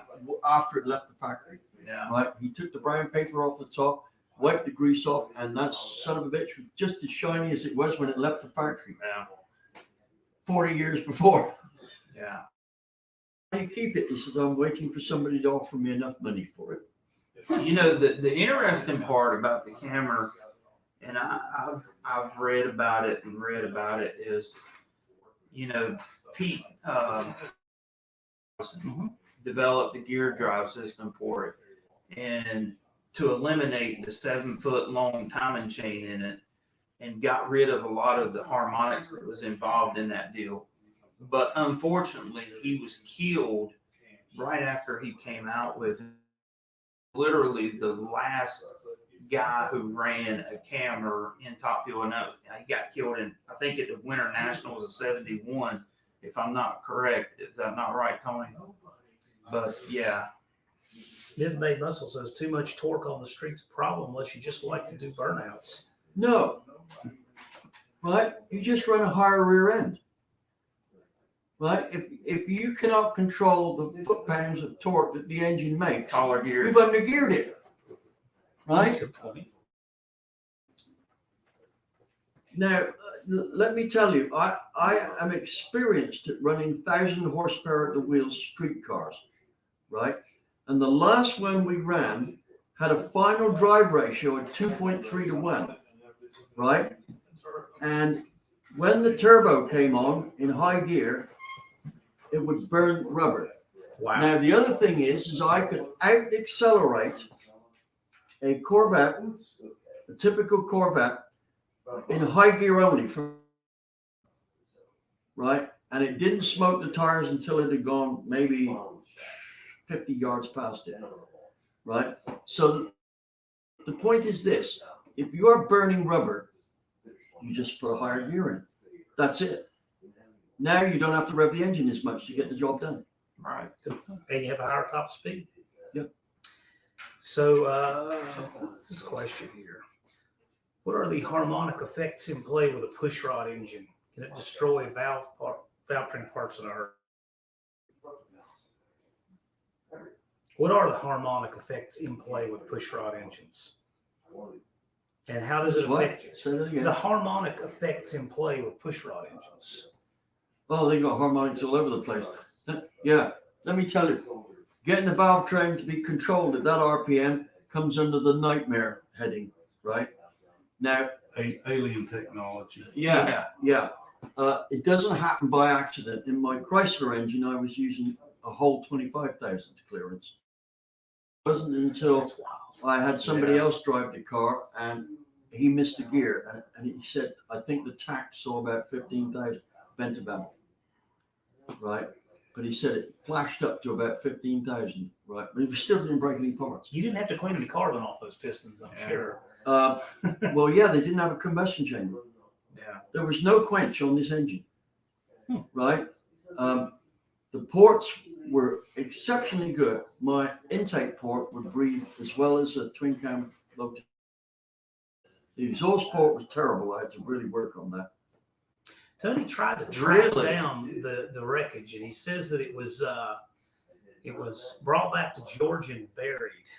Wow, I The did only not know example- that. That's wild. That's an archaeological thing Yeah. there. Yeah. And like I said, when that happened, the whole concept of the gear drive system went away with it. Now, I've seen pictures of it. But you know what we need to do, don't you? What's that? We need to go down to Georgia with a metal detector and the buried treasure map and find that thing. Yeah. Lunar Outlaws Garage, right? I'm not familiar with all those numbers, although I may know the engines by their actual name. It's like a Nissan, It's Yeah. a 2-liter or Toyota- whatever engine. Right? Toyota and a BMW. Right. I don't know what those specifically are, but That's out he of my likes a world. variety of different stuff like that. Yeah, that's out of my world. That 2JC's a Yeah. badass Toyota deal. Yeah, for sure. I have not any 4-valve engines, right, compared with the V8s I've done. I've done my own Cosworth engines, and I've done engines for the British Touring Car Championship when I worked as a consultant for the Ford-supported company, Dave Mountain Race Engines, Mountain, right? And I have done a project with one of my students. He does come from Trinidad, right? And his dad, month, right? That was quite expensive, but I thought, well, this guy's serious about winning races. And he had got a Mitsubishi, a 2-liter Mitsubishi, is it? I don't know. Right. 1964 sorry, a 1984 Lancer, Mitsubishi Lancer, is that Okay. right? Right. And he came from Trinidad. His ambition was to win a big race over here, right? So now you know that it's not likely to be a lot of racing talent in Trinidad at the level to beat those guys over here who are running this professionally, Yeah. right? That doesn't mean they're not good drag racers down there, right? They're large, or at that time they were largely limited in cash, and the performances they put on with no money were amazing, right? Here's the other thing: those Caribbean racers, they got to be dead. Time they go to a race that's not their home track, they have to get on a ship, go through customs, right, etc. Put down deposits. It's like a nightmare. You Right. know that Bob Chandler lost one of his Bigfoot trucks that way. He Yeah. went into customs and he never got it back. Yeah. I didn't know about that. But anyway, here's the thing. He went through my class and he decided that he was going to rebuild his race car to run in a big event over here. And he got it all ready, right? And what I did was I had to build the engine. Now, I've never built one of these engines before, but from first principles, right? Basically, it's a 4-cylinder version of V12 Merlin with 8 cylinders cut off, right? Same thing. It's an internal combustion 4-valve engine, right? That's what I teach about. Anything that's 4-stroke, Yeah. they're all the same, just Simple. slightly different, right? So I ported his head for him, right? I did a polyquad head, right? So any of you are doing polyquad head is the most powerful modifications on the face of the planet. You can do to the head of a 4-valve engine. And that doesn't matter whether you got a 4-valve Ferrari or a 4-valve whatever. The polyquad head Principle will out works. torque it and out horsepower it. I've used it to beat Ford engineers, by the way. Or a Cosworth DFV. No, it make more torque. Cosworth were one of my customers, right? It made more torque and more horsepower on their F1s in 2002, Yeah. right? All developed in my shed, right? Anyway, the thing was, is he arrived at the Winter Nationals at, what's the racetrack right by Lockheed Skunk Works? Los Angeles Raceway. It's Pomona? not Pomona. No, this is the one up on the mountain. It's always got sand on it, right? Okay, guys, sorry, this is my brain surgery coming in here, Yeah. right? Anyway, when he arrived, this was for the final round of the Import Nationals. He arrived towing his car on an open trailer, a 1986 Mitsubishi Lancer, open trailer with his 1.5 ton, his 1 ton truck. And he towed it all the way from Florida, right? And he arrives there and parks in his parking space. Tony And says he's- it was Palmdale. Palmdale, thank you, Tony. Right? I was going to say the little So- red salt flags. So anyway, he's between all these 18 wheelers, right? And he calls me up just after he arrived and he said, these guys are wondering what I'm doing here, right? And he said, this is where I'm from Trinidad, I'm from here racing. Yeah. Well, this is for professional racers here, you know. How did you get entries? Well, I don't know, I just put one in, right? And he said, well, you know, you're up against professional racers, you know, you don't win, right? And I said to him, they'll eat their words. At the end of the day. About Yeah. 4 hours later, he calls up and he says, you're right. I've got the fastest spot and no one's even competitive, let alone close, Right. right? He says, I am something like 0.5 of a second faster than the much vaunted Nissan 6-cylinder turbo truck, right? And now they want to know how come I'm so fast, Yeah. right? Anyway, he walked away with that win, right? He was on TV as a surprise winner, right? He showed all those high dollar teams from an engine I told him how to build over the phone and port it on an engine I'd never seen before. It's my first one, Yeah. right? They weren't even close. And he said, you know, my last run wasn't a good one. I had to pedal it 3 times, Yeah. right? I think he ran a 7.7 in his, That's stout. Yeah. Very stout. Now, how much horsepower did it make at the wheels? It was 2 liters. We put 45 pounds of boost in. Uncorrected. Summer's day in Florida. You know that's not good weather. It made an observed, 90% with the slicks on, an observed 1,172 rear wheel horsepower. Now, I Front wheel think horsepower. rear wheel, I thought it was a Mitsubishi. it was a Mitsubishi. It was 1986 model. Oh, okay. Right? Or no, it was 70. No, I don't know. it was about 1984, 86, right? Now, here's my point, right? It did that on, I think that engine was probably making 1,400 horsepower, Yeah, right? that's a lot. Yeah, 2 liters. First time, you know, I could have got more horsepower if I'd built the second and third one. Ernesto's asking how the Boss build is going. So for you guys who weren't here earlier, check out what John brought me a present all the way from Georgia, and just so you can see it. Ooh. Yeah, Now, see, D valve covers. I don't know what those cost, but I bet Tony could build 6 engines those valve covers. Yeah, they're priceless. Been waiting a long time just so I could finish the thing up. He wants to know what the super materials and advanced technology Chris Gradaway's keyboard is made from. That's a wordy question. I'm telling you what, Gradaway, he is a curious guy and he's going to do a lot. Dakota, everybody's enjoying your stories. I mean, the feedback is fantastic. I mean, You know why I've got so many good stories? Nobody's as old as I am. Right? Yeah, those valve covers are pretty Thanks, tricky. Doug. I can't wait to see them on the engine though.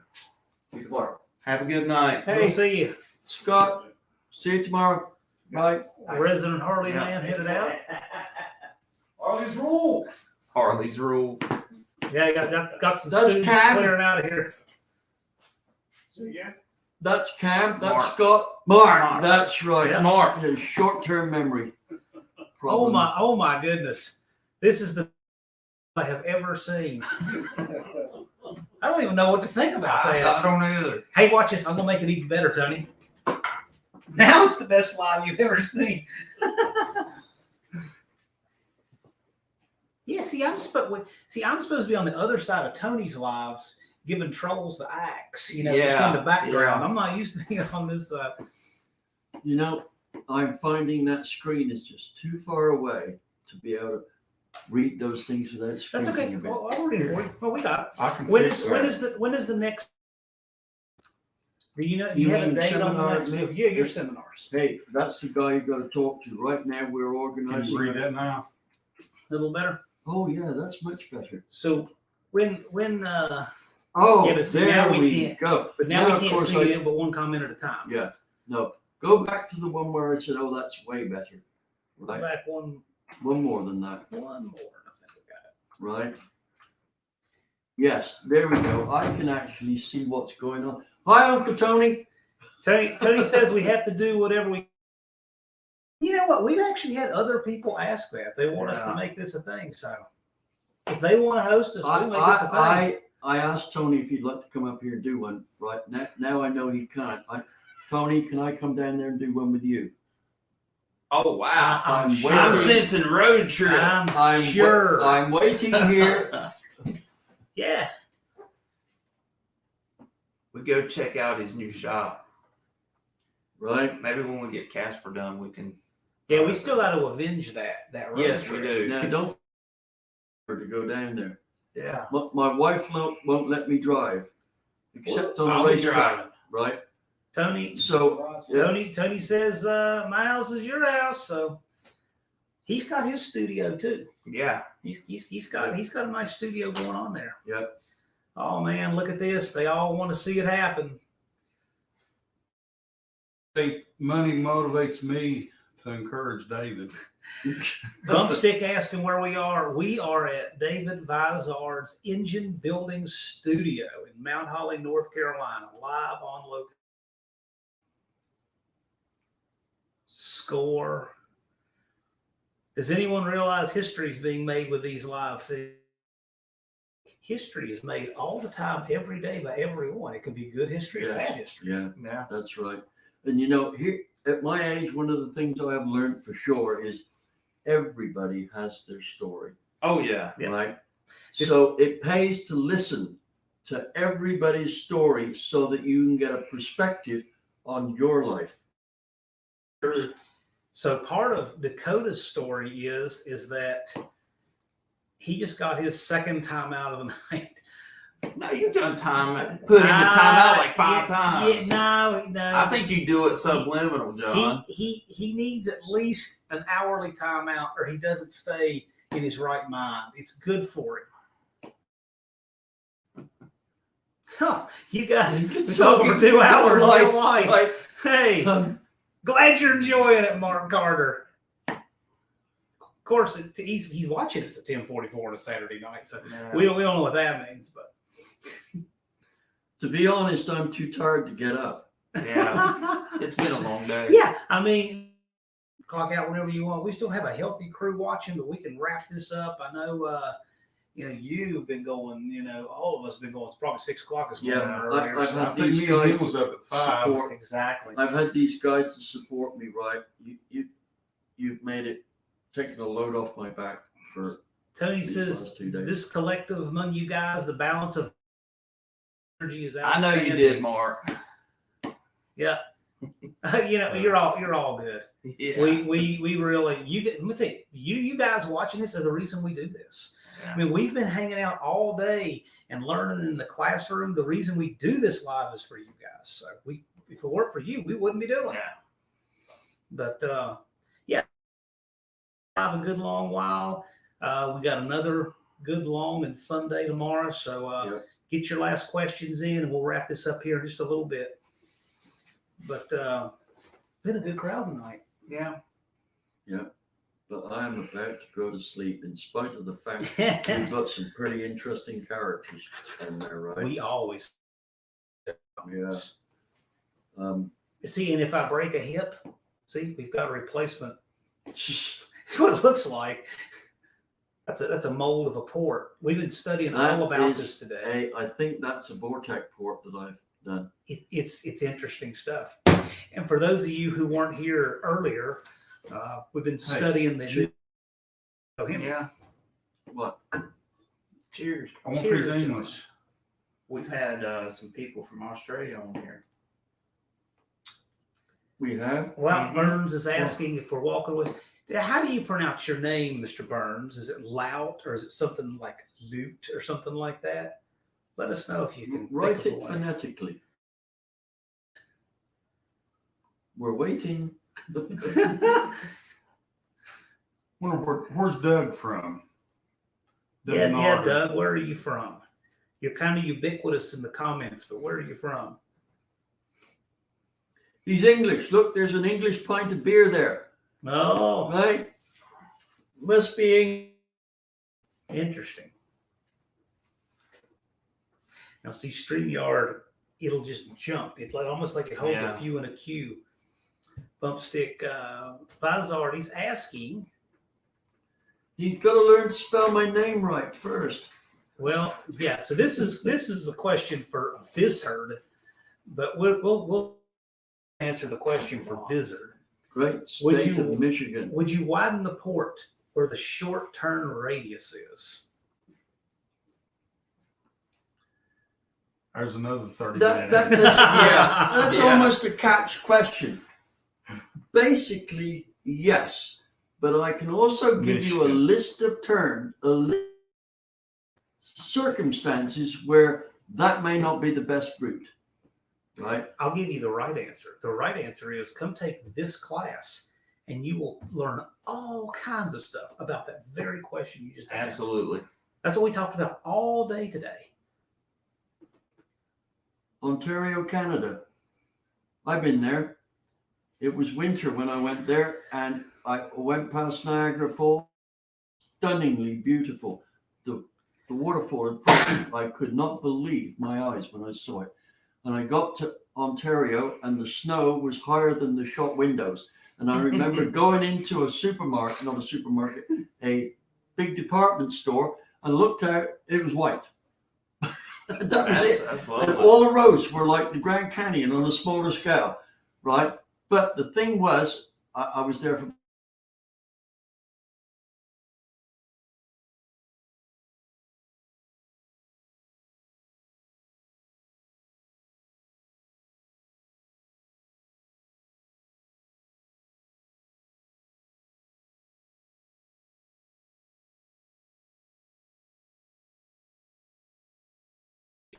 Wait, that'd be, no, here it comes. Okay. He says, keep a shiny side up. What do you do if your car doesn't have a shiny side?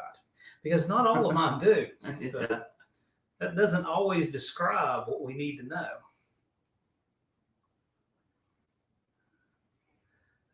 Michigan. All right, guys.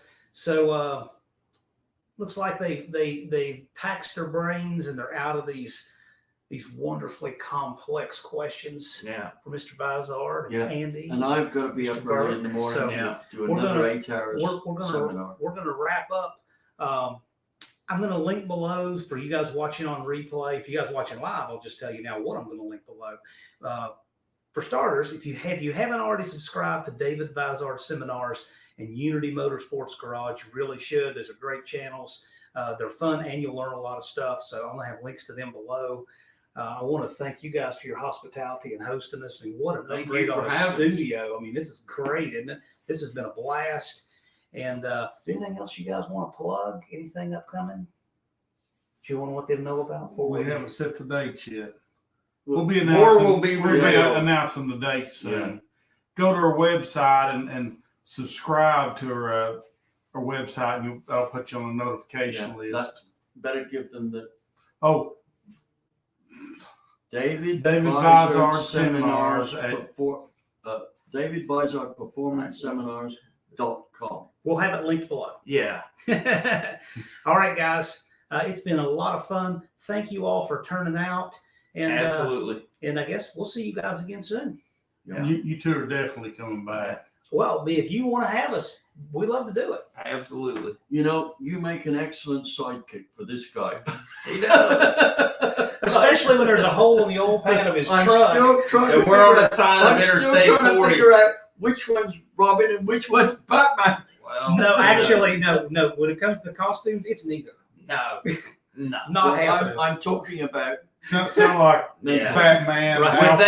that, we'll catch y'all later. Yeah. It's, you know what? We're entering the weird hour, and the key is you need to get out before the weird hour Yeah, commences. yeah. So, thank you you guys. guys Thanks need for to go turning get a out. nightcap. A rum and coke works very well. All right, guys. Take Hey. care. Thanks for turning out. We'll see you soon. I got